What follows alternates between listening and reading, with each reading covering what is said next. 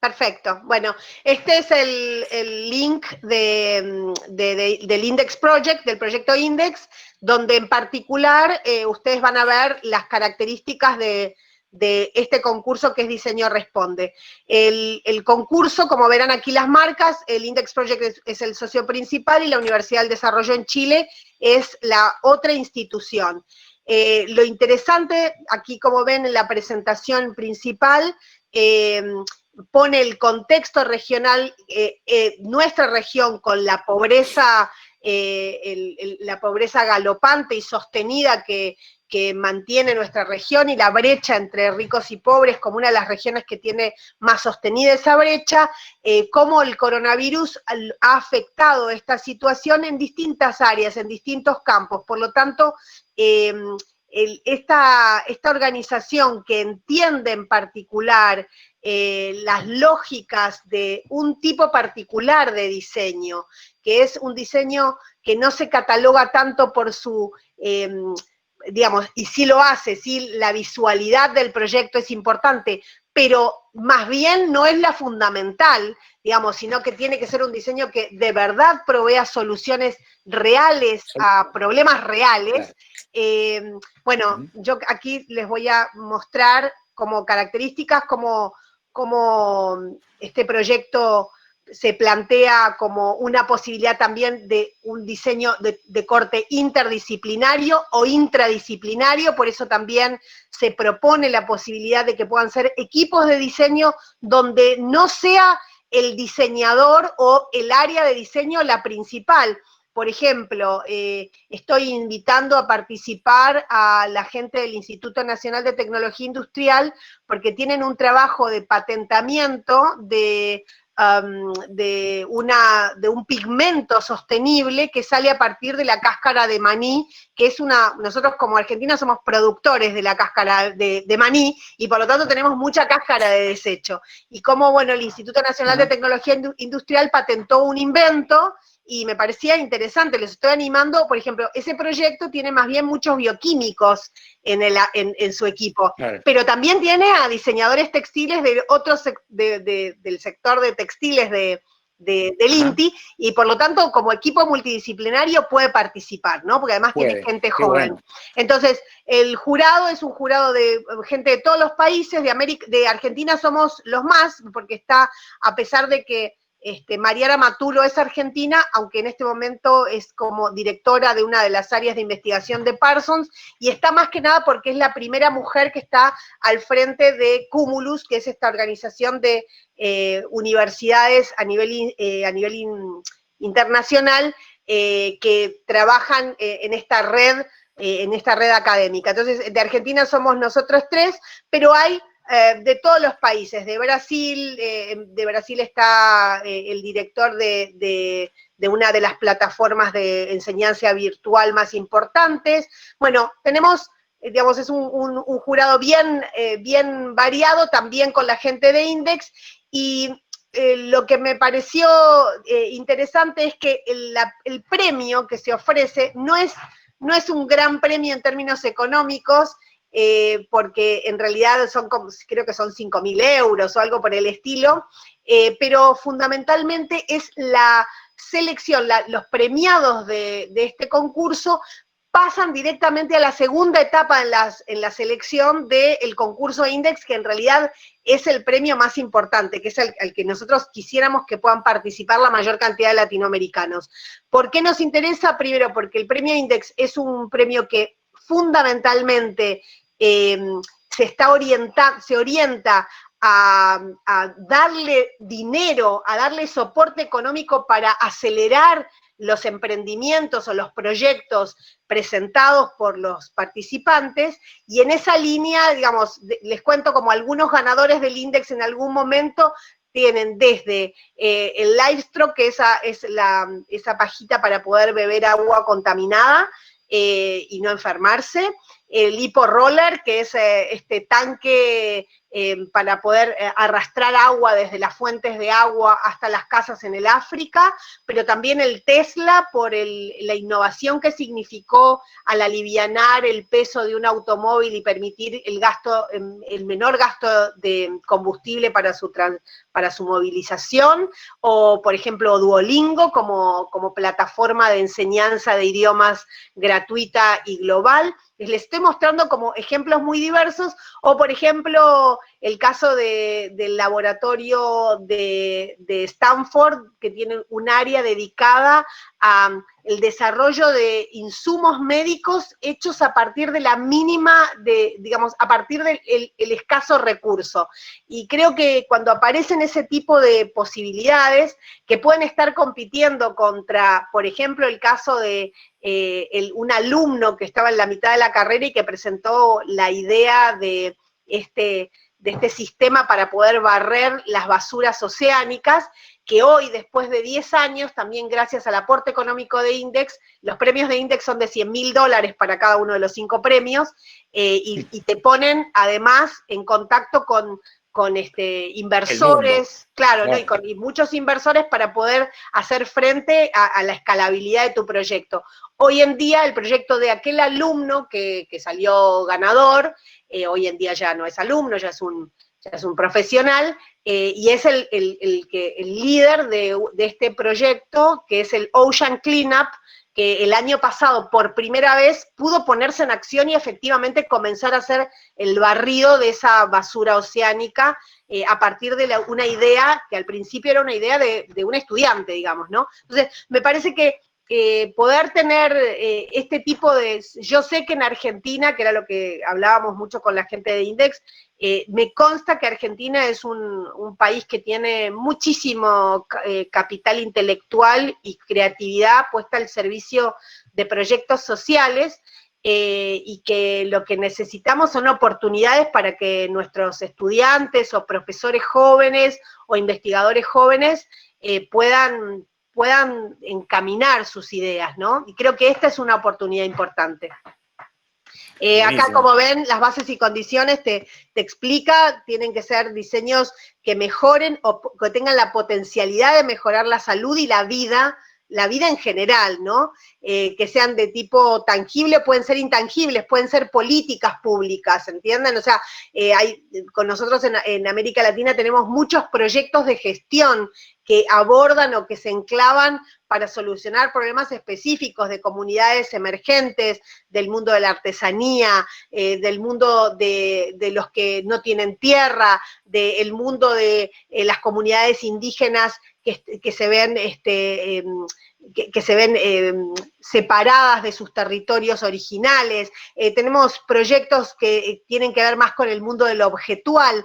Por eso digo que este es un concurso que está abierto para ideas bien variadas, que estén, por eso decía, por ejemplo, el caso del INTI, que los estoy empujando para que se presenten, porque es un proyecto que si bien no tiene relación directa con el coronavirus, sí tiene relación directa con modelos más sostenibles de producción. Entonces, obviamente eso es un diseño que va a mejorar, que está orientado a mejorar la vida, ¿no? Entonces, en ese sentido, tienen un valor importante para el premio, ¿no? Sí, sí. Y por lo que estamos leyendo ahí, había mención de que podían tener 3 años de que habían sido planteados, o sea, no es necesario que sea un proyecto totalmente inédito, sino que puede haber tenido... No. Sí, puede haber tenido posibilidades previas. Ahora, sí es importante que no haya recibido ningún premio previamente. Ok. Eso sí es importante. Claro. Y la pregunta es que sí o sí tiene que estar vinculado con una universidad. No, para nada. En ese sentido, les pongo aquí, por ejemplo, los temas, algunos de los temas, porque puede haber muchos más, para que tengan en cuenta cuáles son los desafíos hacia donde nos estamos abriendo, pero esencialmente se habló con universidades porque entendemos que los diseñadores jóvenes están estudiando en las universidades o están egresando, o generalmente cuando están promediando sus estudios comienzan a formar parte de los equipos de las cátedras, son ayudantes de cátedra o comienzan con sus trabajos de investigación, o empiezan a trabajar en los posgrados, o se meten en una maestría, o en otro tipo de oferta de posgrados. Por lo tanto, están todavía dando vueltas en torno al mundo académico, y por eso las academias para nosotros son importantes como espacios para poder difundir. Ahora, también puede pasar que sean personas que ustedes conozcan y que sean profesionales que ya están alejados del mundo académico. Nos ha pasado que tenemos compañeros que no quieren saber más nada con la universidad una vez que salen, pero que están desarrollando desde sus estudios buenos proyectos. Ir a contarles sobre este concurso porque me parece que es interesante. Solamente quiero contarles que una de las características particulares que tiene el premio Index, y que lo trasladó específicamente de la misma manera al premio Diseño Responde Desafío Latinoamericano, es que las categorías son la categoría de proyectos que están vinculados con el cuerpo, que pueden ser desde medicina hasta indumentaria, es decir, se salen de la clasificación tradicional de diseño gráfico, indumentaria industrial o digital, bueno, sino que la problemática del cuerpo es una problemática, la problemática del hogar es otra, la problemática del trabajo es otra, la del aprendizaje y el juego forman parte del mismo esquema, y la de la comunidad. Por lo tanto, ahí pueden tener, qué sé yo, desde políticas públicas pueden estar perfectamente ligadas con comunidad, pero también, por ejemplo, yo les pregunté para el premio Index, un proyecto que está haciendo un retail junto con una fundación en Chile, y están trabajando con comunidad indígena y el gobierno de Chile, y les pareció muy buen proyecto para nominar al premio Index Award, digamos, al premio más grande, en la categoría comunidad, ¿no? A pesar de que lo que están diseñando son textiles, que podría decir uno indumentaria, no, el proyecto está más vinculado con dar un espacio a las comunidades artesanales dentro del mundo del retail, por lo tanto pasa al mundo de la comunidad. Entonces, digo como para que puedan ver que hay muchas maneras de hacer ingresar los proyectos a este concurso. No sé si les parece interesante, pero nada, ojalá, a mí me gustaría mucho que de nuestro país puedan participar la mayor cantidad de candidatos. Te hago dos preguntas y por ahí si surge alguna pregunta más. Una que está ahí en el chat, que preguntan si pueden participar adolescentes de 15, 16 años. O sea, vos hablaste de un límite de edad, pero de inicio, claro. ¿Tenemos alguna categoría? No, pero sí tener en cuenta, por supuesto, pueden ser estudiantes secundarios que estén trabajando en el ámbito del diseño perfectamente. Sí se considera mucho el hecho de que sean proyectos no de corte autoral, sino ojalá que de equipos. ¿Sí? Como bien. Que esa es una gran diferencia porque también son proyectos más complejos.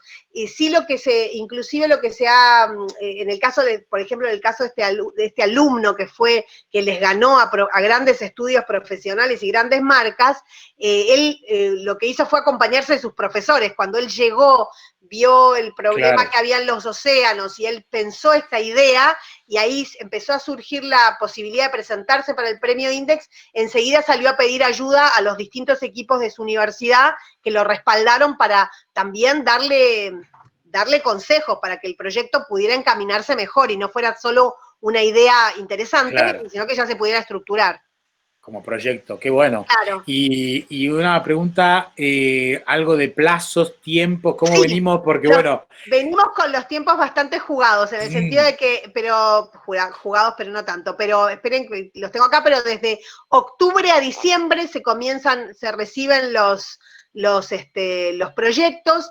Hay si entran en esta página van a encontrar un link donde pueden hacer preguntas, donde tenés contactos, el contacto particular de Diseño Responde @udd.cl, o el de Index Project, donde vos podés preguntar específicamente, porque tenés una página donde ya podés empezar a meter información y ahí te va apareciendo como los requerimientes, si se necesitan planos, si tenés un proyecto que tiene planos, hasta qué punto tenés que entregarlos, si el nivel del prototipo que tenés, que ojalá no sea una maqueta en cartón, sino que si tenés un prototipo, que sea un prototipo de algún nivel, con algún nivel de testeo, ¿no?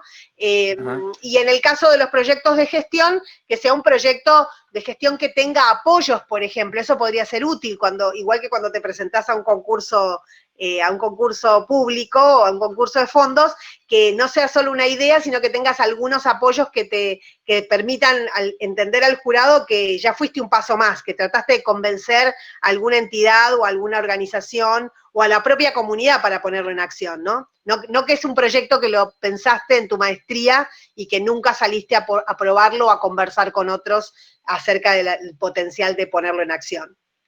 Bien. Y otra pregunta, vos... Voy a cortar esto aquí. Bueno.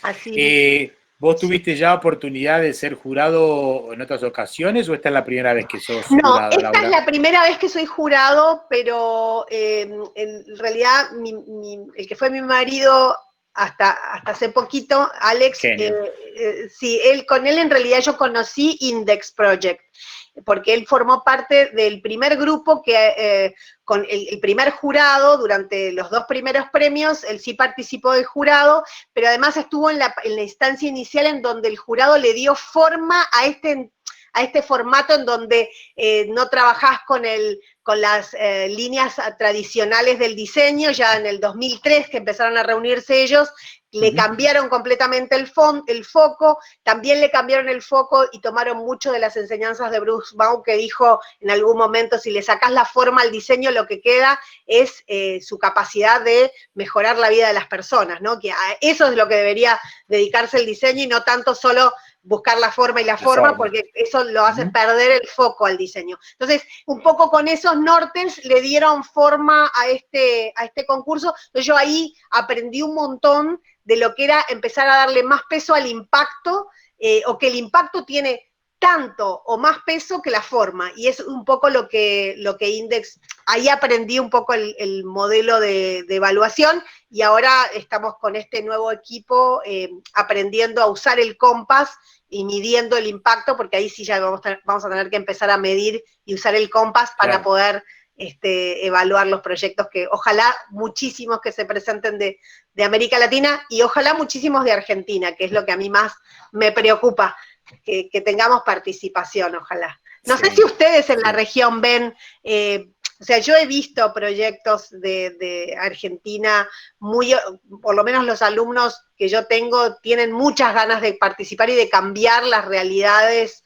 injustas que los rodean, y salen y arman sus propios proyectos. Los estamos animando a que presenten muchos de esos, y nosotros como profesores, bueno, yo como jurado no puedo hacer mucho, pero sí lo que estoy haciendo es, por favor, hablen con profesores, pidan ayuda, o si no son profesores, hablen con técnicos para que los ayuden a mejorar, a generar mejor, pulir, a realizar mejor el proyecto. Tal cual. Pero nada, si son aquí profesores, invitar a sus alumnos a que participen, o a sus docentes jóvenes. Está bueno que las nuevas generaciones hablen. Sí, acá en el auditorio tenemos un montón de docentes y de alumnos y de personas que por ahí o son del diseño o vienen de otras disciplinas, así que también está buenísimo. Cómo lo planteaste, porque en realidad puede, tal vez alguien que no tiene una formación en diseño, pero tiene muy buenas ideas en cuanto a posibilidades de cambio en ejes, como nombraste, tan interesantes, como el cuerpo, el trabajo, el hogar, la comunidad. La comunidad y la posibilidad de cruzar disciplinas que puede ser tan rica, ¿no? Sí, bueno. Por eso, por ejemplo, ustedes pueden, quizás conozcan en el entorno, por ejemplo, muchos proyectos, digo lo que yo conozco que sucede en América Latina y en nuestra región. Hay muchos proyectos sociales, se encaran como tales. Esos proyectos perfectamente pueden entrar en el ámbito de comunidad, y muchas veces esos proyectos sociales tienen incorporados diseñadores dentro de su proceso, porque a veces el diseño de producto es parte importante de esa estructura. Entonces, valdría la pena revisar si esos proyectos pudieran ser parte de una nominación para este premio, o de una presentación para este premio, tan solo con darle fuerza al foco de diseño, ¿no? Como, me parece que a veces es también saber buscar a dónde se están produciendo buenas soluciones, y yo creo que en el mundo de lo social, en Argentina en particular, hay muchas iniciativas súper interesantes, muchas nuevas aplicaciones que las propias comunidades están utilizando. Estoy pensando desde proyectos de radio comunitarias que están apareciendo en época de pandemia para prestar soluciones, cuestiones vinculadas ya directamente a la salud específica, aplicaciones para cuidar a los mayores, digamos, han aparecido un poco para solucionar problemas reales, muchas soluciones de diseño. Quizás es atender a lo que ya está apareciendo o algunas ideas que han ido surgiendo y darles poder, ¿no? Como darles un poco más de apoyo para que tengan capacidad de poder presentarse al concurso. Bien, y por otro lado, lo bueno, me parece que también queda en tus palabras, es que no tienen que ser proyectos de una escala enorme, sino que puede ser un proyecto cercano. Para nada. No, miren, el otro día, los invito, quiero buscar en la web el Museo de Arte Decorativo, me invitó a un live en Instagram, y lo tienen ahí en el Instagram del Museo de Arte Decorativo. Hay una charla que hicimos con el director del museo, y yo ahí mostré 8 proyectos de Index que a mí me parecían relevantes. Hay uno en particular que no les miento, es un juego antiguo, que es un cordón que está amarrado a un eje, y con un plano circular, que lo que hace es un juego para hacer girar ese hilo a unas X revoluciones. A un científico se le ocurrió utilizar ese jueguito para poder separar la sangre del plasma, y ese elemento se transformó en una importante herramienta que se utiliza en muchos países que no tienen acceso a otras tecnologías por su valor, para poder hacer los análisis más esenciales. Les estoy mostrando ese caso porque me pareció súper interesante, muy imaginativo, pero bueno, ese hasta el proyecto el que les conté de la limpieza de los océanos, que es un proyecto de escala gigantesca, y el alumno que lo presentó es un alumno que cuando lo presentó, claro, parecía una cosa bastante imposible, pero lo que tenía interesante es que él no había inventado nada, él lo que usó es diseños que ya existían, y lo llevó. Como artificios que ya existían, y lo único que hizo fue unirlos. Entonces, claro, era mucho más probable que un proyecto así se pudiera realizar. Así que bueno, Genial. nada, Bueno, espero que perfecto. los inspire, quizás buenísimo, que no, pero espero buenísimo. que sí. Buenísimo, y ya ahí nos apareció Cristian, que me había mandado saludos para vos, así que te mandamos directamente, o te los va a decir.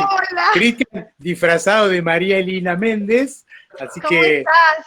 Pero bueno. ¿Cómo están? Bienvenido. Muy bien, gracias. Gracias, Laura. Te mandamos un aplauso virtual por tu explicación y por tu invitación tan interesantísima, y creo que quedamos todos con ganas de concursar. Ojalá.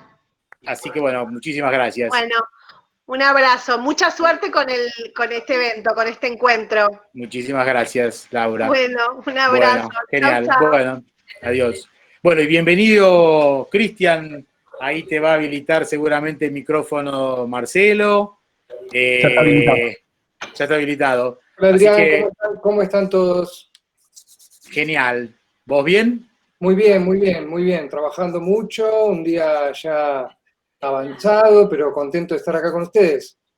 Bueno, te cuento un poquito que hicimos una primera parte donde charlamos del ciclo en sí, de Diseñar el Futuro. Yo fui haciendo como una presentación un poquito más detallada.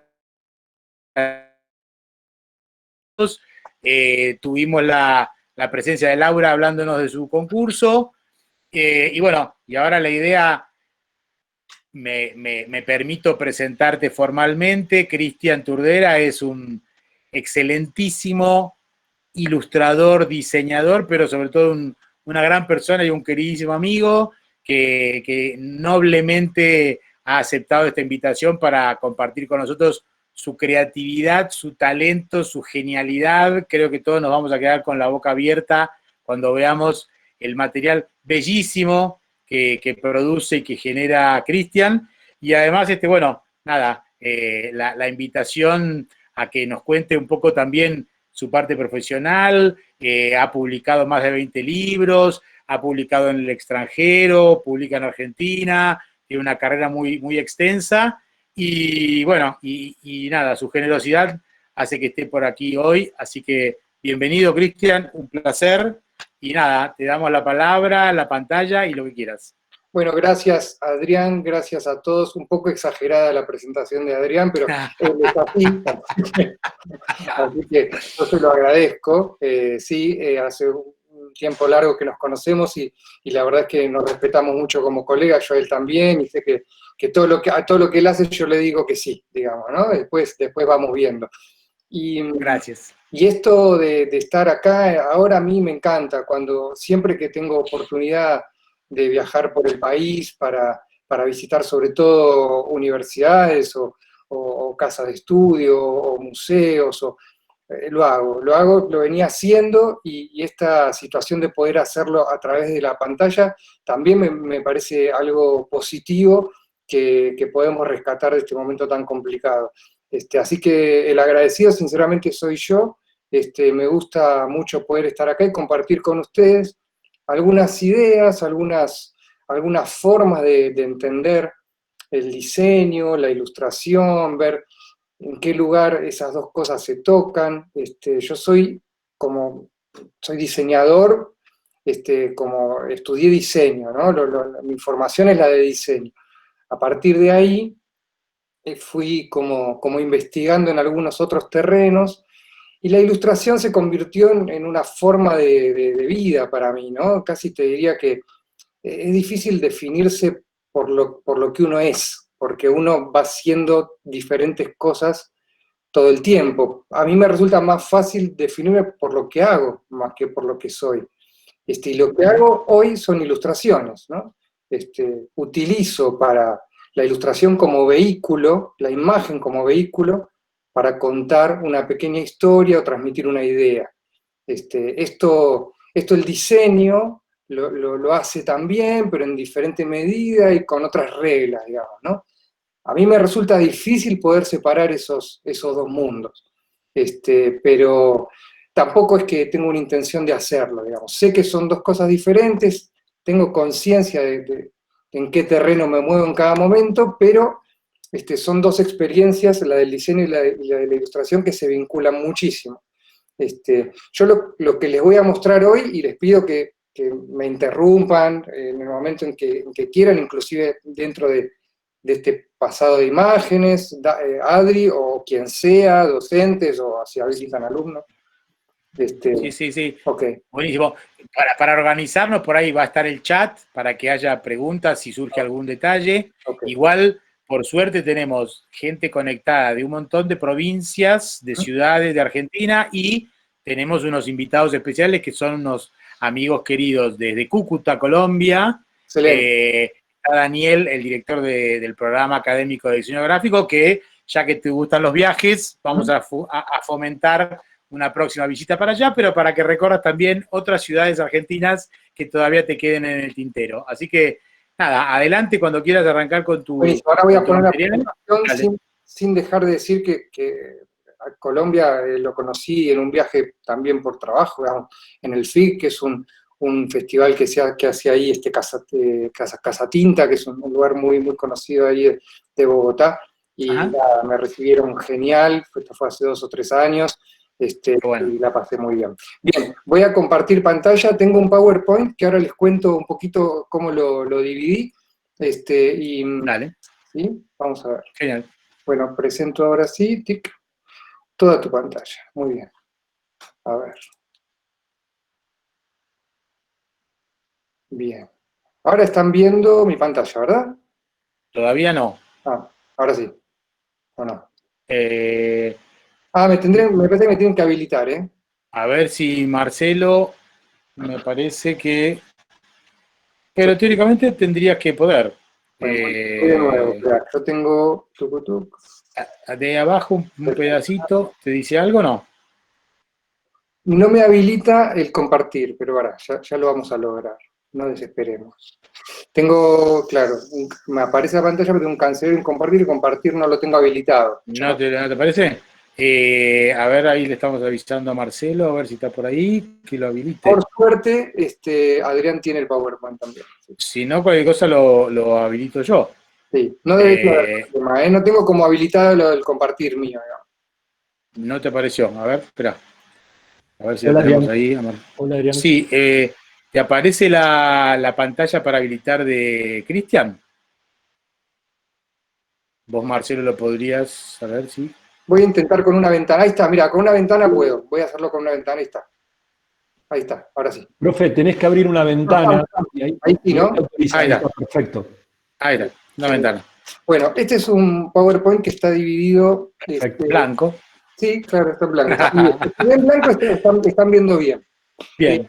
Yo voy a charlar un poquito acerca de lo que significan para mí los límites, tanto en el diseño como en la ilustración, como campo de investigación, ¿no? Como un límite dentro del cual uno puede, sin algo que está delimitado, es difícil ponerse a investigar y enfocar, digamos, ¿no?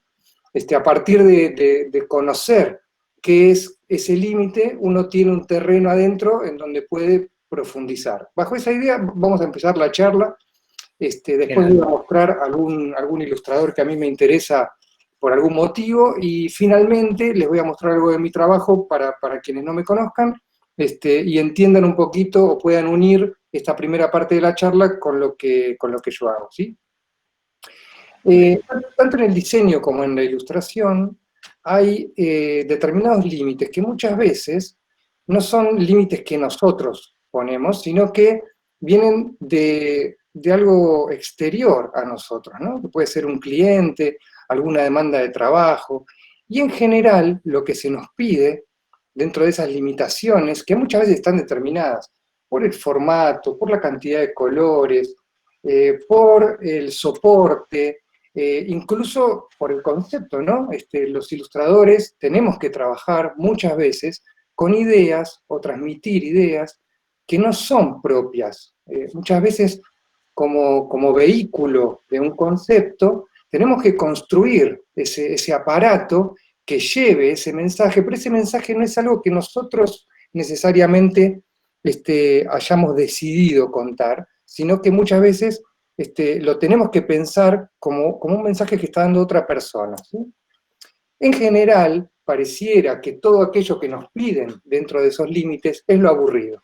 Y todo lo que queda por fuera es lo que hubiéramos querido hacer y no nos dejaron. Esto es algo que, después de tanto tiempo de dar clases, de coordinar talleres, es algo que aparece mucho, ¿no? Entonces yo quise trabajar sobre eso, sobre esa idea de muchas veces nosotros somos los que restringimos nuestras propias libertades, ¿sí? Pero conociendo esos límites es mucho más fácil romper.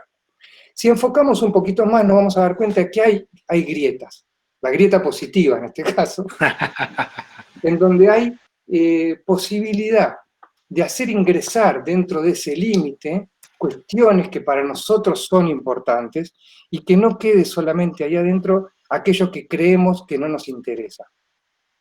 Para empezar a invadir de manera sana este espacio con una idea de lo autoral, con algo de todo eso, que no es ese mensaje que yo quiero decir.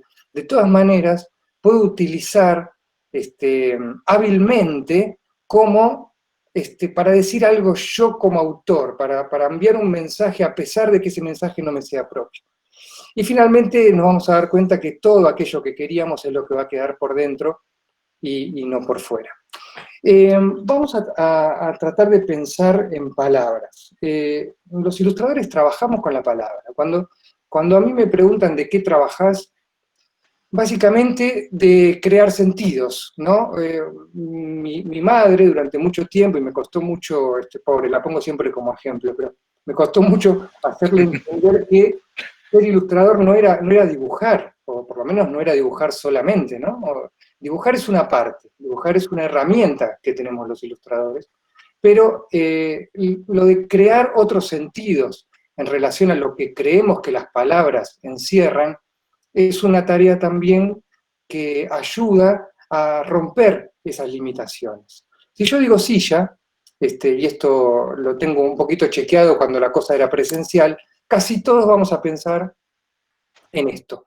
Y eso es lógico, porque si todos no tuviésemos una convención en cuanto a lo que encierra esa palabra, no existiría la comunicación. El lenguaje se trata de eso, de que cuando alguien dice silla, todos pensemos en lo mismo, para que podamos comprender de manera clara de qué está hablando el otro cuando me está diciendo algo. Ahora, los ilustradores no tenemos que quedarnos en ese terreno en donde silla es solamente aquello que describe algo que tenemos incorporado como estándar inclusive de cuando aprendemos en el lenguaje, de cuando somos chicos. Vamos a tratar de hacer un experimento rápido. Vamos a ir a la Real Academia Española. La Real Academia Española dice que silla es un asiento para una sola persona, con respaldo y generalmente con 4 patas. No se me ocurre nada que pueda legitimar más el contenido de una palabra que la Real Academia Española, más allá de que todos tengamos una idea diferente de lo que significa esa institución, entendemos que esta academia dice la verdad en relación a lo que cada palabra significa. La tarea del ilustrador es poner en duda, inclusive poner en duda aquello que está totalmente establecido, como qué significa una palabra. Y es un buen ejercicio para también destrabar la creatividad. Vamos a ir por partes. Pero poner en duda, tengámoslo ahí presente como una de las tareas que el ilustrador hace. ¿Y vos de qué trabajás? De poner en duda, voy a empezar a decir yo, en vez de decir de dibujar, porque es algo realmente que es muy necesario hacer. La Real Academia Española dice que es un asiento para una sola persona y asevera que es con respaldo. Dice generalmente con 4 patas, pero con respaldo no pone dudas en que tiene un respaldo. Lo que nosotros nos tenemos que preguntar es, ¿qué tipo de respaldo? ¿Cómo es ese respaldo?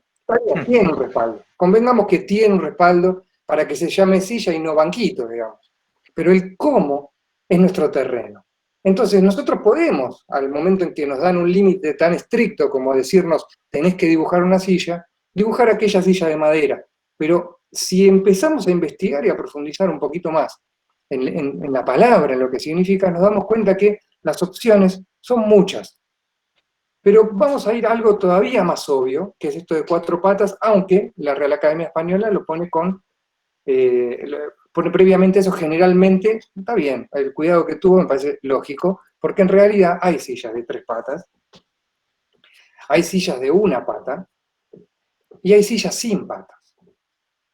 Entonces, todo aquello que nosotros consideramos que es obvio, y que el sentido común nos dice que es, en realidad hoy, con una simple... Cuando yo digo investigación, yo voy a decir muchas veces en esta charla la palabra investigación, profundización.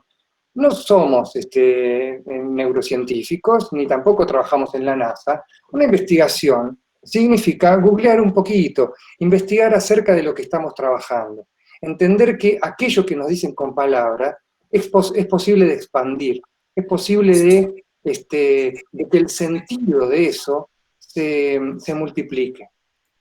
Con una simple búsqueda vamos a entender que tenemos 2,5 millones de posibilidades de diferentes tipologías, materialidades, diseños de sillas. Si buscamos en inglés, que es un buen truco, esas posibilidades se expanden, porque, digamos, el buscador funciona como nuestro cerebro, digamos, ¿no? Si le damos más opciones de búsqueda, entonces nos va a ofrecer otras tantas opciones también.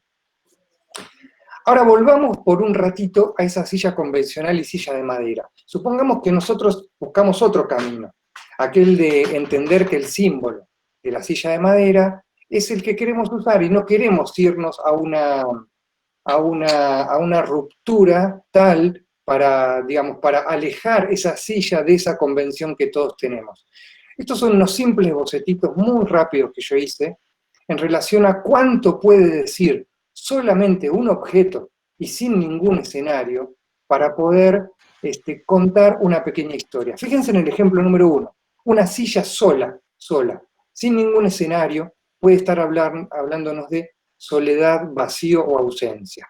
En el 2, una silla suspendida en el aire, magia, surrealismo, sueños, cosas imposibles. La misma silla en el aire, pero con unas líneas cinéticas de movimiento, pelea o violencia. Dos sillas entrelazadas por sus respaldos, amor o encuentro. Fíjense cuántas metáforas a partir de un solo objeto. Así trabajamos los ilustradores, elevando el sentido del significado y de la presencia en dos dimensiones del objeto que elijamos. Una silla, en el ejemplo número 5, a la que le falta una pata, por el contrario, podemos estar hablando de la importancia del trabajo en equipo, o inclusive de desestabilidad, solamente poniendo una silla a la que le falta una pata.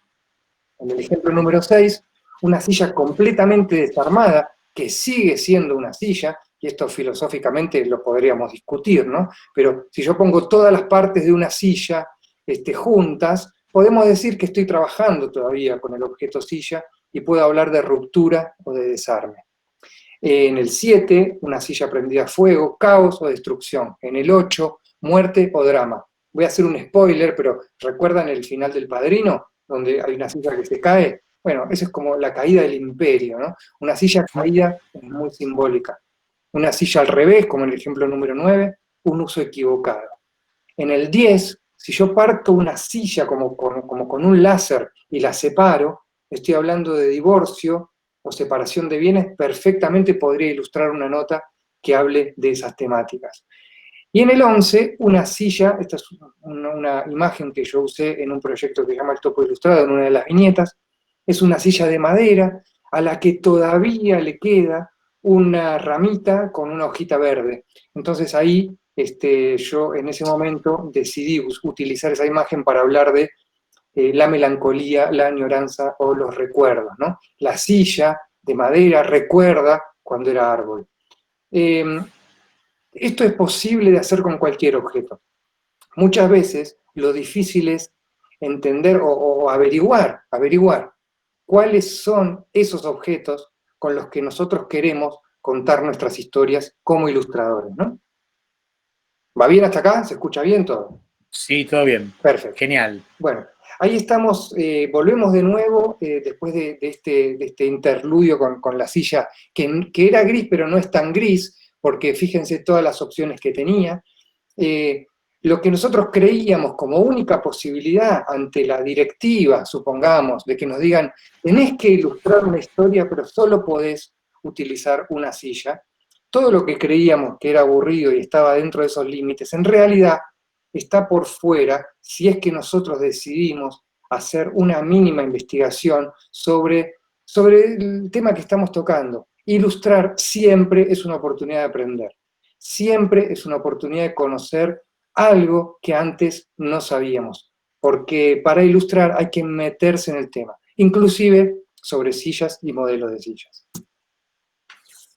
Hay un ilustrador que a mí me gusta mucho y lo traigo en esta charla porque me parece que es muy capo en esto de lo que estuvimos hablando, que tiene que ver con decidir con qué objetos ilustrar para contar las historias. Y tiene momentos. Se llama Pablo Amargo, es español, y trabaja para grandes medios como New York Times o revistas en Estados Unidos y algunos diarios del mundo. Y en un momento de su trayecto, de su tránsito por el oficio, decidió que todas las cosas que iba ilustrando las ilustraba con barcos, más allá del tema. El barco es la silla. Entonces, cuando Pablo Amargo tuvo que ilustrar un flyer o un pequeño afiche o aficheta sobre un plan de fomento de la lectura, eligió hacerlo con un barco.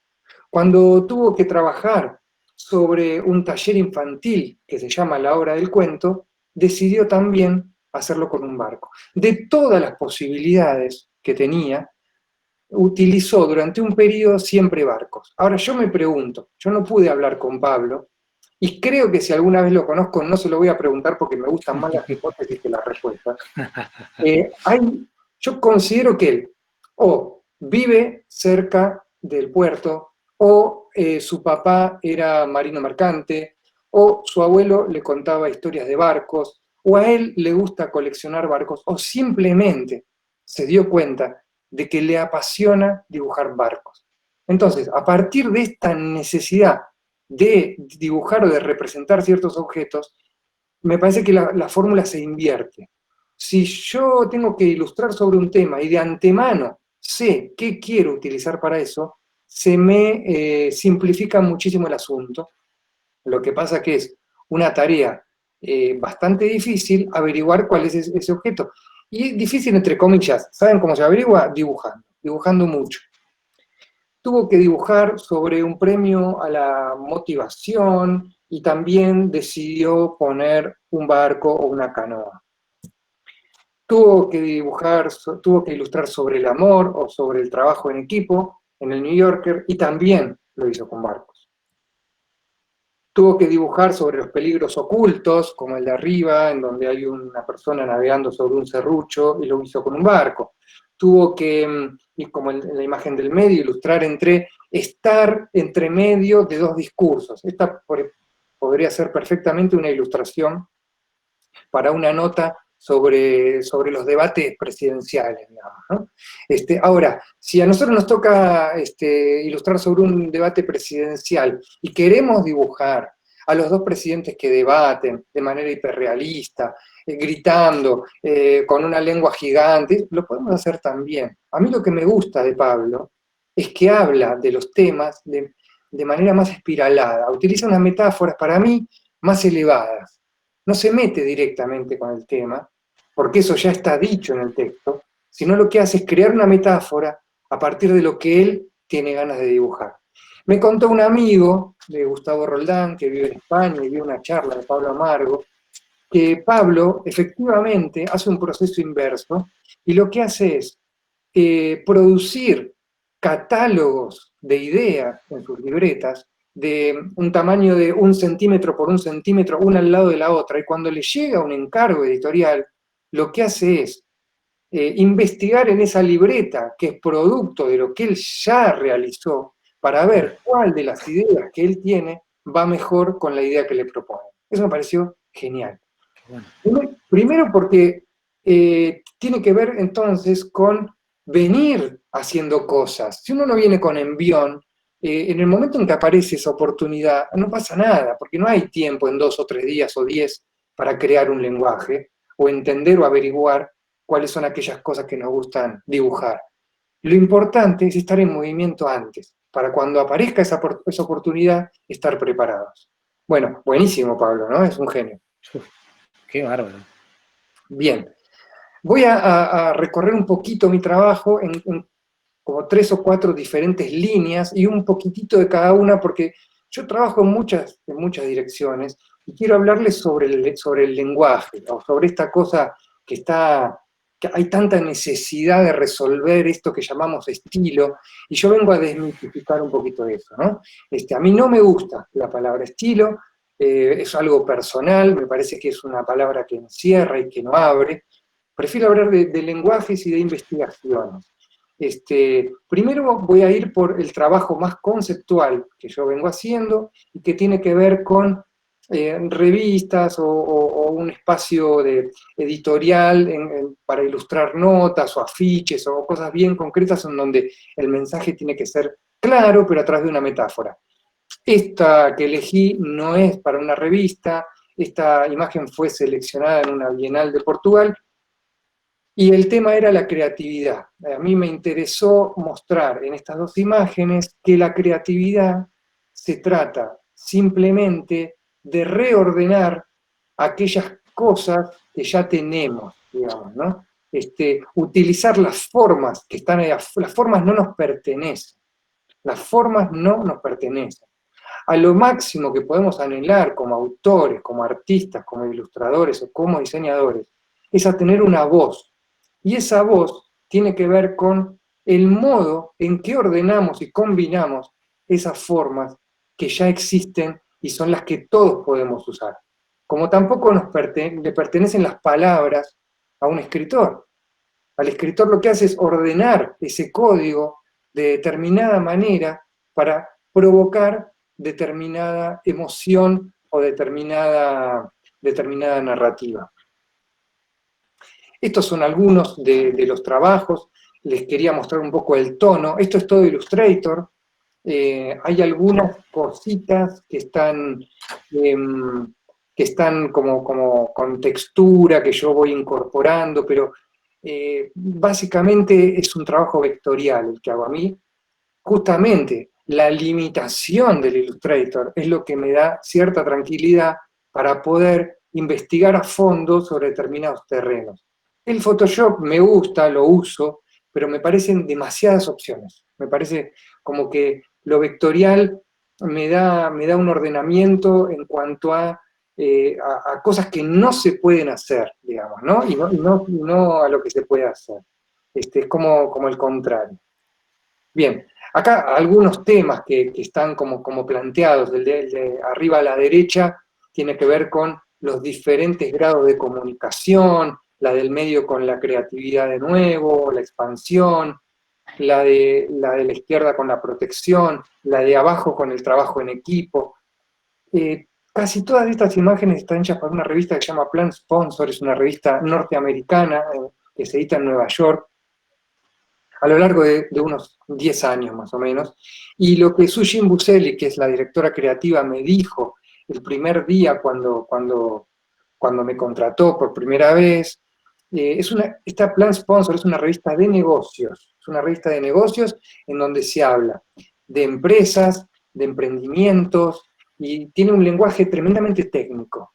Y lo primero que ella me dijo es: no queremos ilustradores que dibujen maletines, personas que tratan. Ni siquiera, si puedes evitar los seres humanos, mejor. Entonces, bueno, eso claramente a mí me relajó un montón, pero me dio una dirección. Una revista de negocios en donde no se pretende explicar ni apoyar el texto con una imagen elocuente, sino lo que se intenta es generar una metáfora y un recreo visual para que la parte ilustrada acompañe ese texto, pero que no lo pise, digamos, ¿no? En el texto ya está todo explicado. Nosotros no tenemos nada que explicar.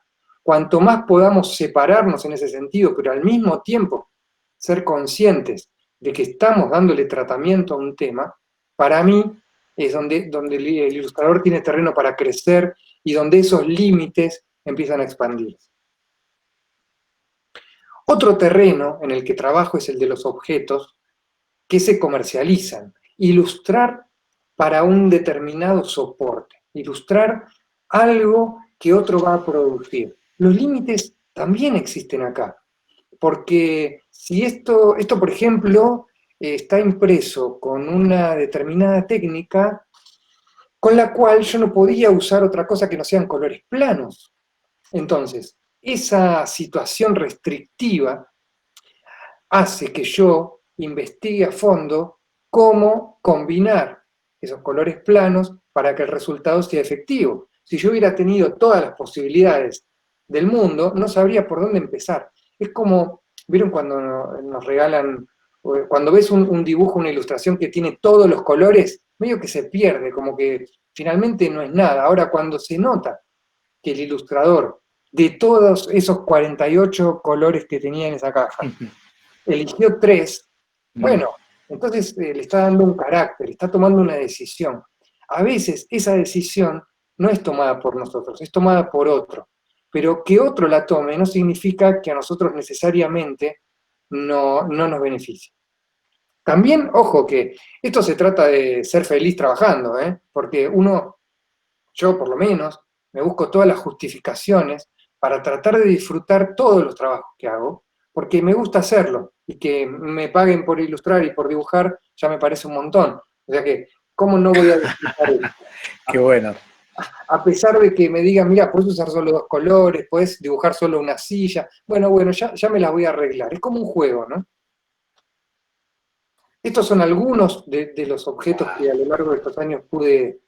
Y a mí me gusta mucho esto de trabajar en la intimidad de mi estudio, de mi tablero, de mi compu, de repente enviar un archivo y que vuelva un calefactor de Peabody, ¿viste?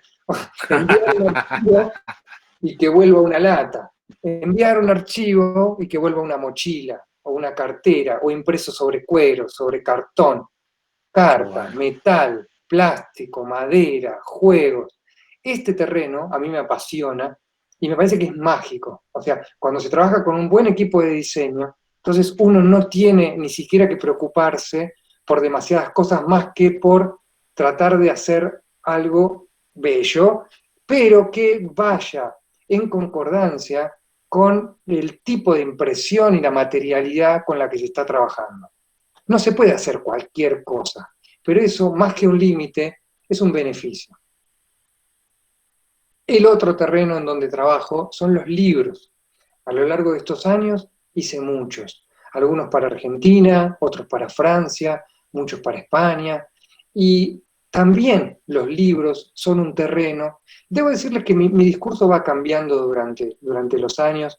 Yo hasta hace un tiempo me jactaba de que era una casualidad, de que las cosas que a mí me gustaban hacer sean apreciadas por los niños o las niñas, y decía que no pensaba en un chico cuando trabajaba o en una chica, sino más bien pensaba en mí y en mis colegas, porque lo que hacía no lo hacía para los chicos. Si un editor venía después y me decía, che, esto puede ser interesante para hacer un libro, mucho mejor. Bueno, voy cambiando un poco esa idea, voy entendiendo que el libro es un dispositivo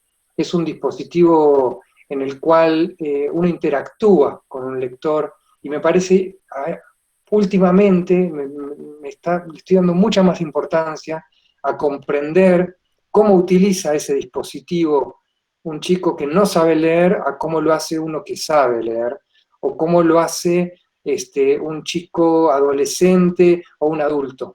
No significa que estos libros no puedan ser apreciados por adultos, o que los libros para adultos no puedan ser apreciados por los niños.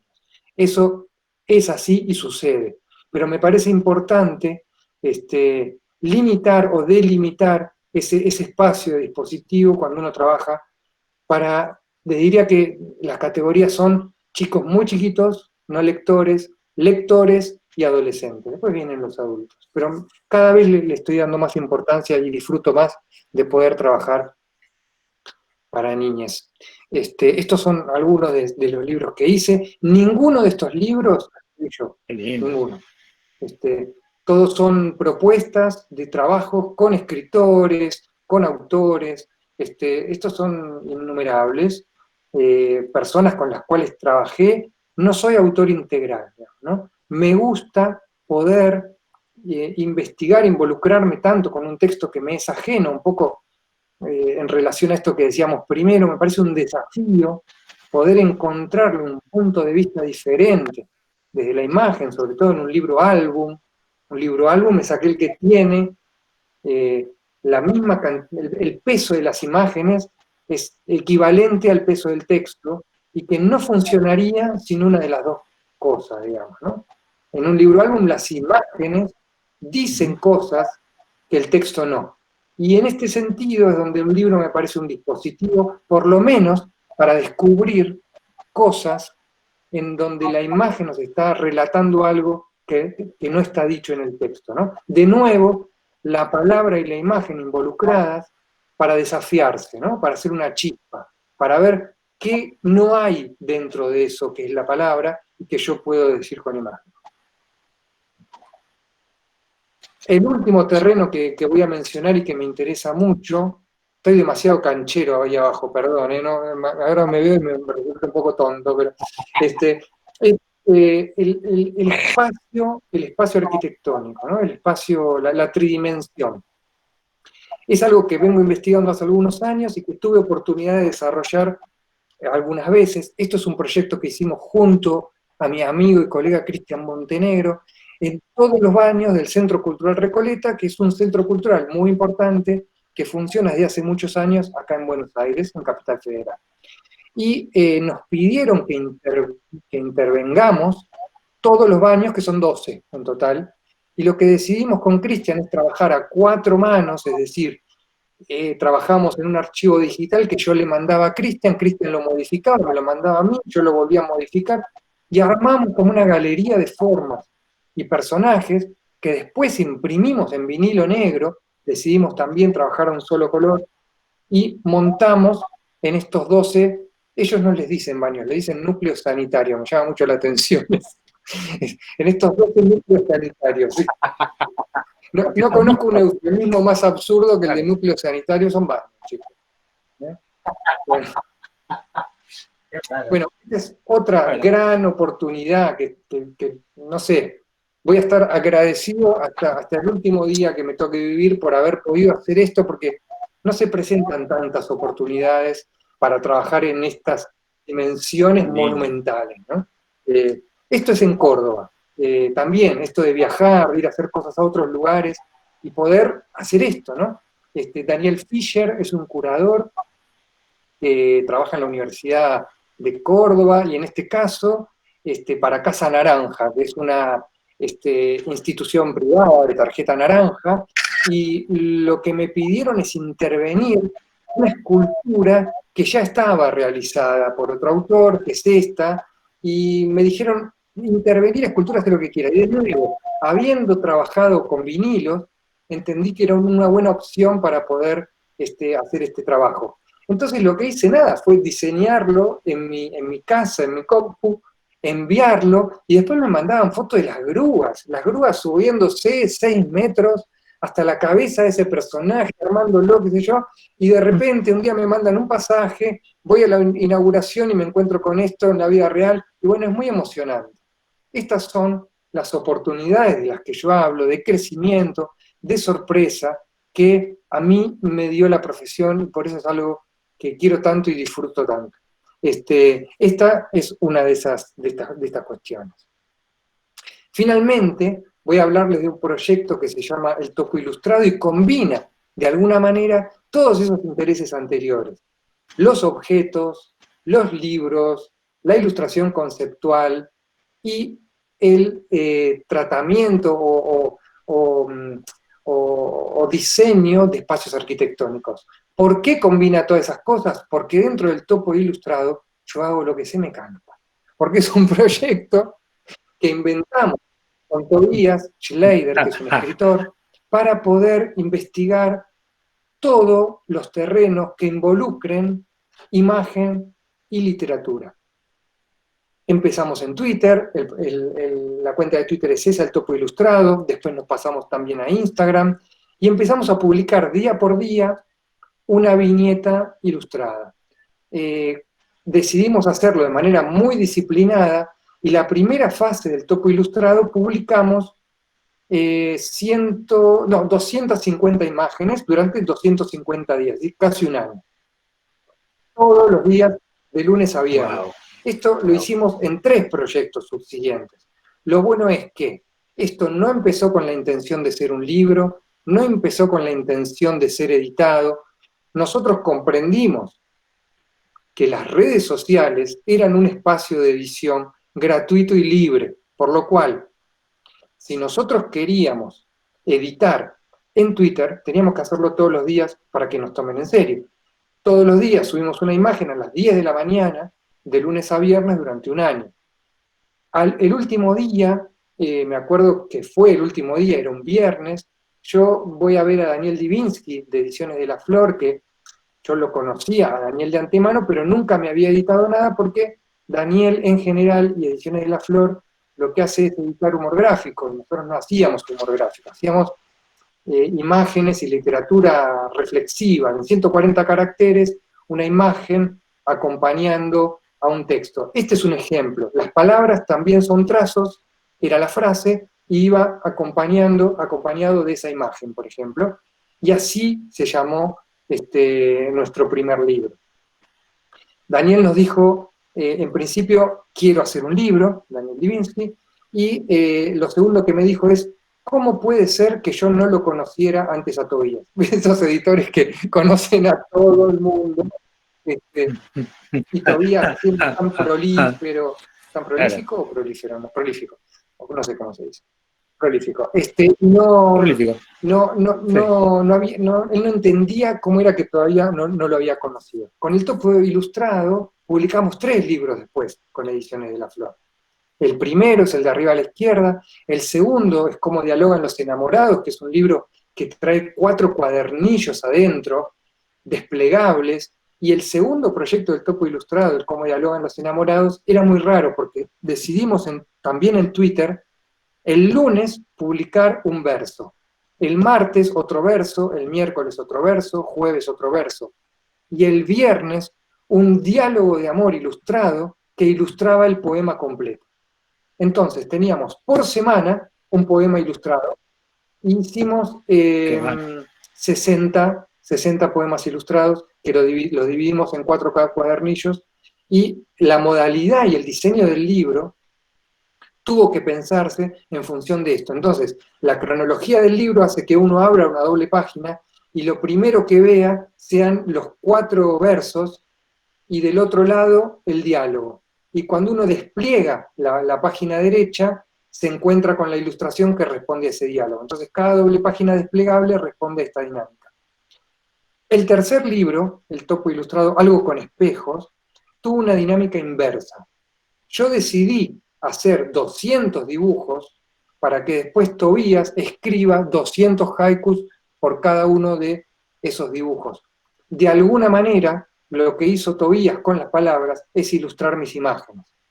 Esto no lo dijimos inmediatamente, aparece en el libro, pero también invierte un poquito la relación entre la palabra y la imagen, que habitualmente se comprende como que primero siempre aparece la palabra para que el ilustrador venga a ponerle una imagen. En este caso, en Algo con espejos, el proceso fue inverso. Abajo hay un ejemplo de una doble página del libro, son haikus occidentalizados, digamos, ¿no? Con la dinámica del haiku, que es muy estricta en cuanto a su métrica, y es un libro a 2 colores. Y de esos dibujitos yo hice 200, ¿sí? Durante 20 días, un mes, y después entonces se los di todo a Tobías para que los... Lo de la izquierda es en Santa Fe, y esto de la espacialidad, o llevar con lo mismo que hice en el Recoleta, pero un tiempito antes, ya habiendo pasado por esta experiencia, y lo que hicimos fue cubrir 40 metros de un espacio que nos ofrecieron en la Feria del Libro de Santa Fe.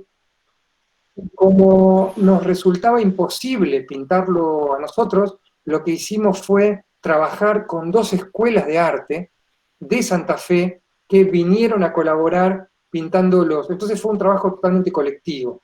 Nosotros propusimos las imágenes, pero la pintada se hizo de manera colectiva, nosotros con 30 personas más durante 2 tardes, y fue una experiencia realmente fascinante.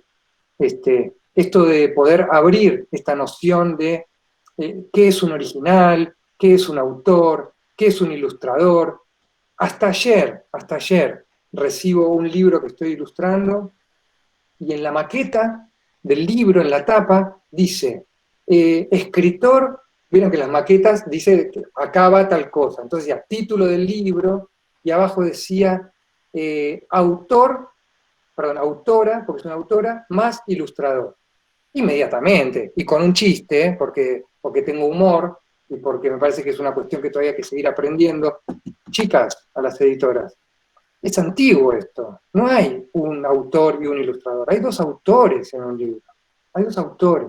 Entonces, esto parece una obviedad, pero todavía se le sigue llamando autor a un escritor, y a un ilustrador parece que es el que complementa con dibujitos y con imágenes, y en realidad está construyendo el libro a la par. En este caso, Algo con espejos, es la prueba de eso, digamos, ¿no? De que la carga se puede invertir y el libro funciona del mismo modo, ni siquiera mejor o peor, del mismo modo.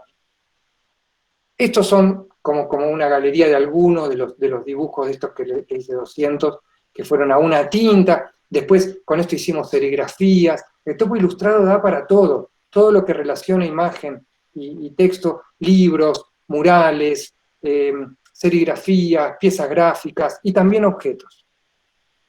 Esta es una de las viñetas que trabajé como uno de esos 200 dibujos, ¿sí? Creo que el texto, no quiero ser respetuoso con Tobías, el texto de esta viñeta decía, el dibujante se boceta a sí mismo en cada trazo, ¿no? Que es una metáfora también de cómo vamos construyéndonos nosotros como seres humanos. Bueno. Por supuesto, esta idea que no es mía, ¿no? Esto es, no sé, también lo vi mucho a Steinberg, qué sé yo. Él todo el tiempo estaba haciendo dibujos en donde se estaba construyendo. Casi me atrevería a decir que tampoco nos pertenecen las ideas, pero sería un poquito como para discutir un poco más profundo. Pero como no nos pertenecen las formas ni las palabras, yo creo que las ideas, según el contexto, tampoco nos pertenecen, ¿no? Tampoco es que me enojo cuando encuentro ideas parecidas a las que yo creía que se me habían ocurrido a mí, en otro lado, porque muchas veces las encuentro y son anteriores a las mías, ¿sí? Este es un dibujo, una forma, un diseño que a mí desde un primer momento me atrapó. Y hay dibujos con los que quedan más prendado que otros, y decidí trabajarlo con una materialidad. Para una muestra del topo ilustrado, porque el topo ilustrado también son muestras, son murales, son objetos, son libros, y también son muestras, son redes sociales. Hicimos 4 o 5 muestras, acá y en Santiago de Chile también, en Colombia, en varios lugares. Qué bueno. Yo decidí hacer 100 objetos de estos para regalarle a las 100 personas primeras que vengan a Mar Dulce, que era la galería donde estábamos haciendo esa muestra. Le pedí a Piscini que me dé 100 microfibras y pinté, doblé a mano 100 de estos papeles, es un papel muy lindo, en un Canson de 300 gramos. Compré un sacabocado manual que con un martillo agujereó cada uno de esos hoyitos para que pueda pasar este lápiz, y pinté con tinta cada una de estas caritas hasta llegar a 100 y los regalé el día de la inauguración. Pero no nos quedamos ahí.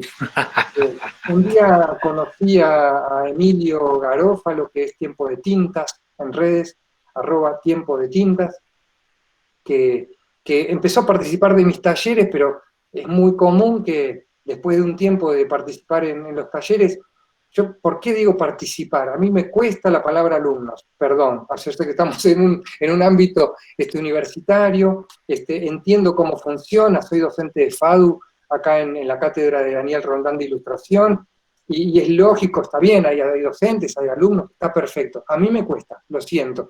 Entonces todos son participantes, con todos hago un intercambio. En algún momento de la discusión, digamos, estamos discutiendo como pares, digamos, no hay una relación jerárquica. Y con Emilio nos hicimos amigos y empezamos a trabajar intentando que este objeto se convierta en 100 objetos de madera, viñetas corpóreas. Estas maderas que no conseguíamos de este grosor, y acá de nuevo, encarar un proyecto, hacer una ilustración, crear un objeto, hace que aprendamos cosas que antes no sabíamos hacer. Cómo apoyar estas maderas, cómo encolarlas, qué madera utilizar, es algo que yo desconocía. No existe poder comprar madera tan finita o es carísima. Lo que hizo Emilio es trabajar con maderas de cajón de verdura encontrada en la calle. ¿Sí? Muy bueno. Muy bueno. Y empezamos a trabajar curando esa madera, trabajándola. Estas caritas decidimos cómo iban a ser y las pintamos juntos, ¿sí? Y finalmente hicimos 100 objetos de estos que tienen, porque algunos quedan, un lápiz que los atraviesa, como aquella fibra, microfibra, y en el lápiz está impresa la frase de Tobías. El dibujante se boceta a sí mismo en cada trazo, pero ahora convertido en madera y convertido en corpóreo.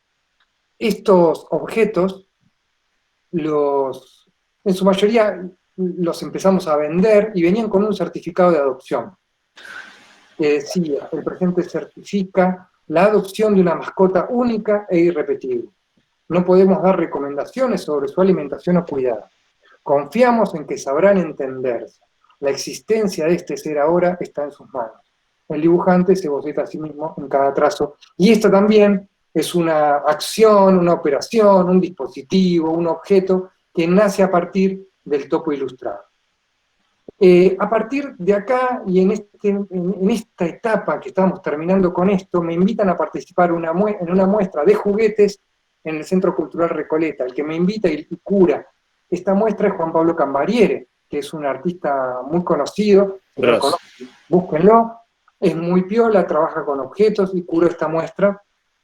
Y a mí se me ocurre un delirio y digo, che, yo lo que quiero es hacer esto. ¿Se puede? Y tardaron una semana, pero después me dijeron que sí. Bueno, ¿qué necesitamos? Necesitamos un domo de acrílico, necesitamos pelotitas de telgopor, y acá no se llega a ver porque no es video, pero este aparato tenía unas 70 u 80 bichitos, le decimos nosotros, que son estos personajes, y abajo de esta red sobre la que están parados, tiene unos ventiladores muy potentes que cuando se encendían hacían girar todas estas pelotitas de colores como cuando uno agita estos jueguitos como los que sí, los de la nieve, sí. esos regalitos. Sí, y fue muy, muy genial porque primero que a los chicos les encantó y había como una confusión en cuanto a, parecía que porque el ventilador giraba de una determinada manera que hacía como una ola. Entonces todos creían que poniendo la mano había una cosa estática o algo así que hacía mover las pelotitas de determinada manera, entonces todos los chicos venían y ponían las manos y consideraban que ellos estaban moviendo las pelotas. Fue muy, muy genial y duró, no sé, unos 3 meses esta muestra. Bien. Qué bueno. Esto les muestro lo último que estoy haciendo, o lo último que hice del topo ilustrado, que está en el Instagram del topo ilustrado, que son 100 limericks.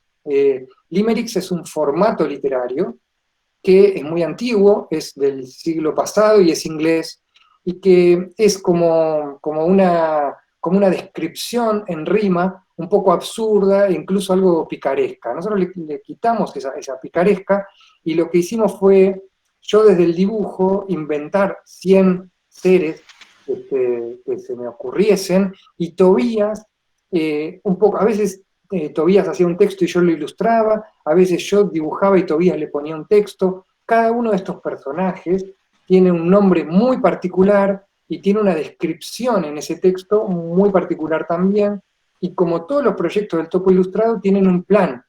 Este plan, que es la cuarta o quinta etapa del topo ilustrado, fue durante 100 días publicar todos los días un limerick ilustrado, y así fue, están subidos los 100 y probablemente pronto sea un libro de limericks en donde cada una de estas ilustraciones o limericks ilustrados sea una página, ¿sí? Esto como para mostrarles lo último y cómo va cambiando de lenguaje el topo ilustrado, ¿no?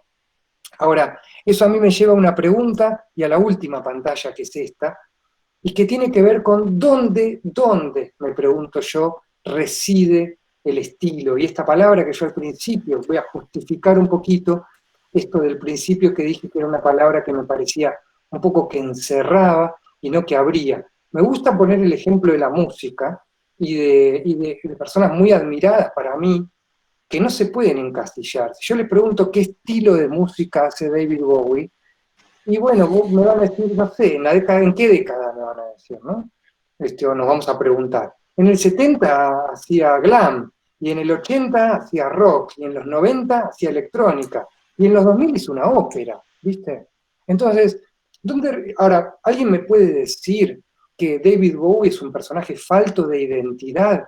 No, nadie se va a atrever a decirme eso, porque la identidad de ese artista se vincula con la investigación y con la profundización en diferentes lenguajes, según sea más efectivo para lo que en ese momento tenga ganas de decir.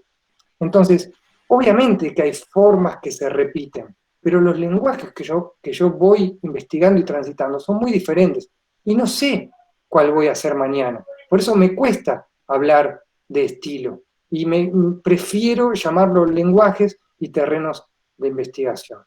Bueno, yo hasta aquí llegué, no sé si...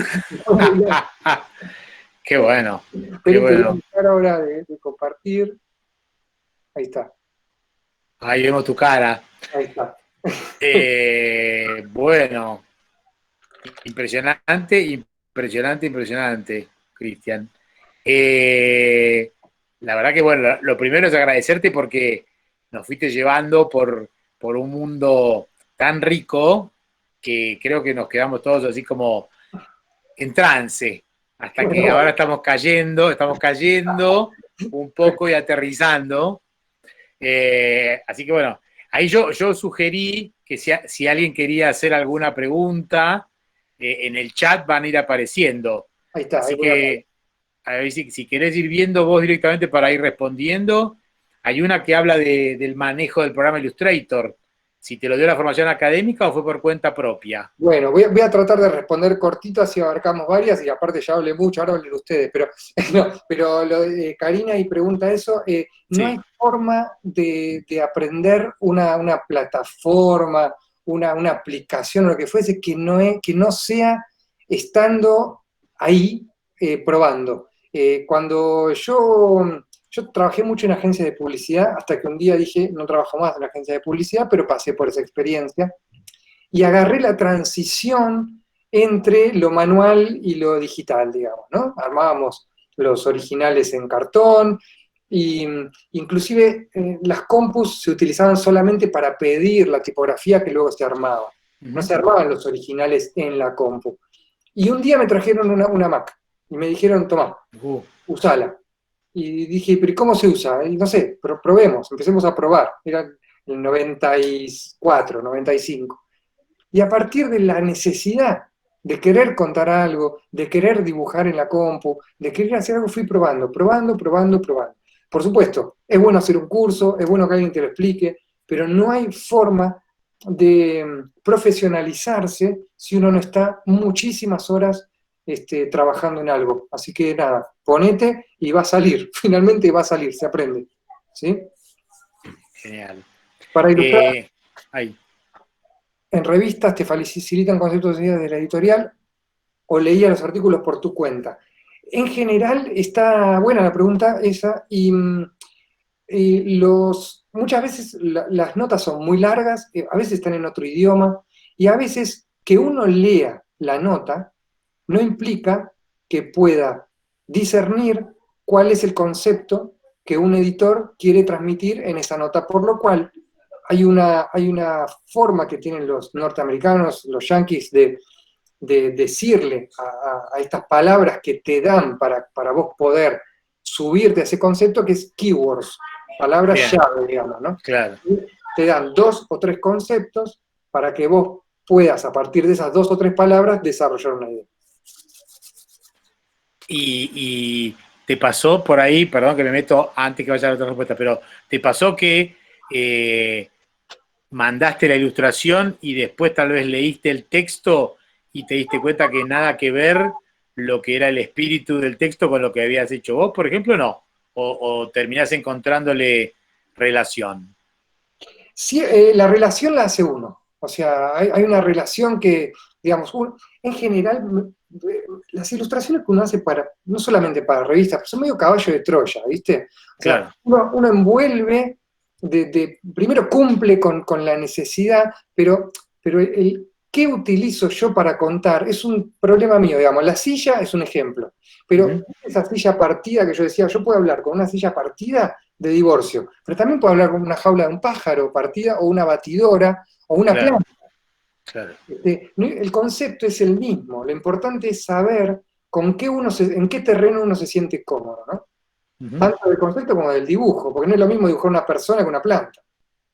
Y el barco de Pablo Amargo, en tu caso vos tenés algún elemento que decís, el barco de él es mi, no sé, el topo podría ser, pero el topo excede. Pero No, digo, ¿hubo algún elemento icónico que vos dijeras, tuviste una etapa de guitarras o algo, dibujar que fuera... Bueno, yo no, si lo podemos objetualizar como seres fantásticos, digamos. A mí durante todo ese periodo que yo mostré esas ilustraciones más conceptuales, todas están armadas o con objetos diseñados como partes de cosas o objetos antiguos, juguetes. Juguetes utilizo un montón. como una cosa, como algo de parque de diversiones, o juguetes, o figuras geométricas, o en todo caso estos personajes que no son como un humanoide, ¿viste? Son entre animales, no es algo que se defina. Y el que no se defina por ahí es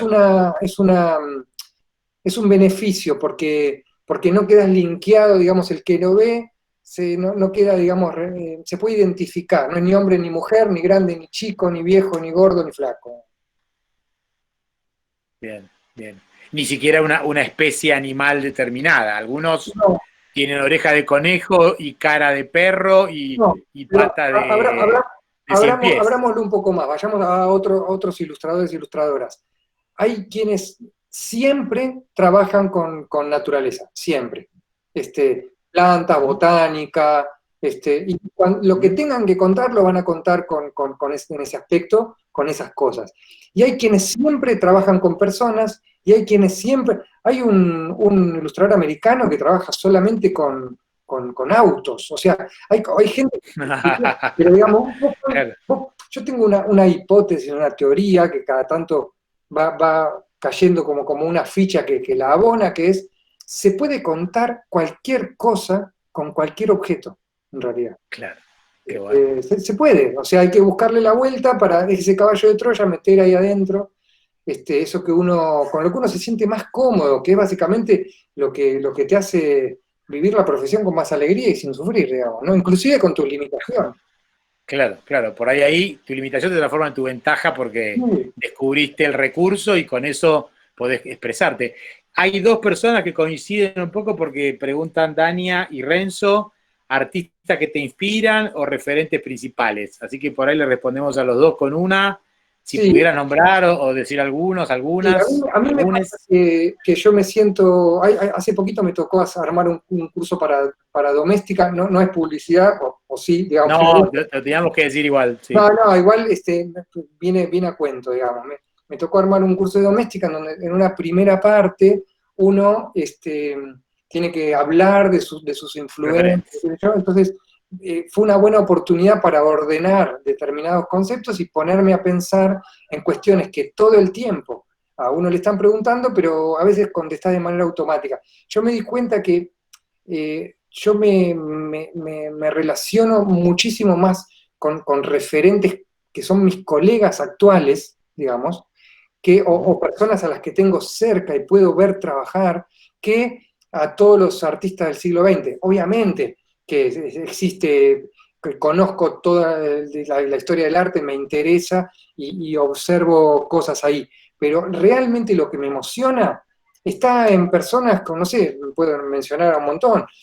Helenio Pico es un ilustrador que vive ahora en Barcelona, que fue mi maestro, que para mí es un referente, digamos. O sea, yo lo vi trabajar a él y a partir de verlo trabajar, como en todos los oficios, que una cosa es que te lo cuenten y una cosa es la teoría, y otra cosa es gente que te habilita a decir las cosas se pueden hacer también así, ¿viste? Entonces, vos venías de una manera y te dicen, no, pero a ver, ¿cómo lo haces vos? Yo lo hago así. También se podían hacer así. Bueno, voy a probarlo, ¿viste?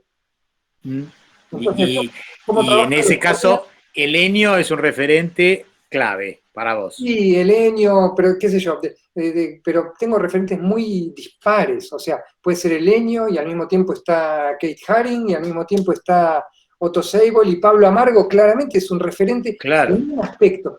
Me parece que hay algo que a mí me enseñó el oficio, o lo estoy aprendiendo, y que tiene que ver con focalizar la mirada. Del mismo modo que cuando uno hace algo, no está bien decir esto no va, como decir esto es genial, digamos, ni una cosa ni otra. O sea, vos podés en ese momento que lo hiciste, no tener la capacidad de observar que algo de ahí puede ser interesante. No todo, no todo. Claro. La unión entre una línea de este grosor y un pleno de este color. El sistema de color que hay en la parte de arriba. ¿Entendés? Entonces, Sí. un montón de gente me interesa algo. Claro. Hay un ilustrador norteamericano que se llama Otto Seibel, que a mí me encanta. Le copié todo en un momento. Y me encanta cómo diseña sus libros. Entonces yo de él me influenció absolutamente cómo diseñar mis libros. De Helenio, cómo trabajar en serie y hacer 100 de algo, como lo que les conté que hacía, 100 de esto, 100 del otro, regalar las cosas, el vincularse con el original de una manera más desprendida, como lo hace él. Bueno, de cada persona se puede tomar algo. No necesariamente hay alguien que diga yo, y muchos de los que me interesan es un lenguaje que yo no haría nunca, digamos, ¿no? Me gusta Jesús Cisneros, me encanta, pero yo no haría nunca eso. Claro. Y me gustó lo que dijiste en un momento de la charla de los participantes de tus talleres, como corriendo ese lugar de alumno, docente, etcétera, ¿no? ¿Y te ha sorprendido en algún caso alguna situación de este tipo, de por ahí encontrarte descubriendo alguna técnica o algún desarrollo de alguno de esos participantes que después todas las clases. Mirá.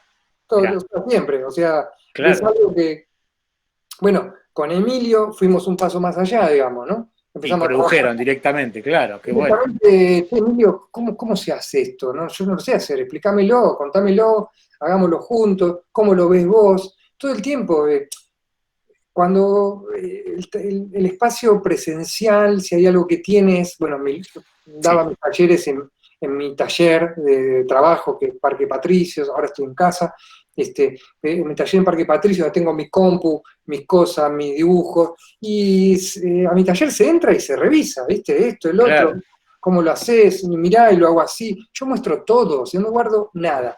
En el curso de doméstica también traté yo no creo en eso de no cuentes tal cosa, pero te digo sinceramente, no lo creo, ¿eh? No lo creo porque hay que tener mucha voluntad para hacer algo igual a otra persona, y no te va a salir, a mí no me va a salir, por más que quiera copiar a otra persona, puedo imitarlo para comprender cómo piensa, me parece muy sano eso. Seguro.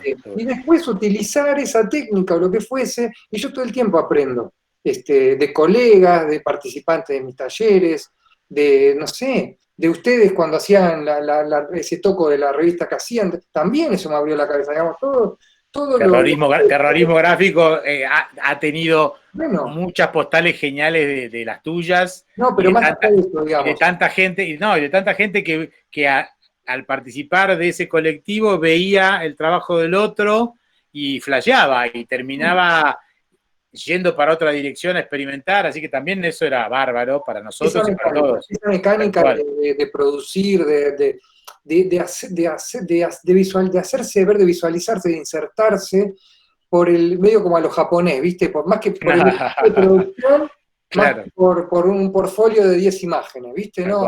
Hacete 10 fanzines, regalalo, mandáselos a los editores, dejalo en la calle.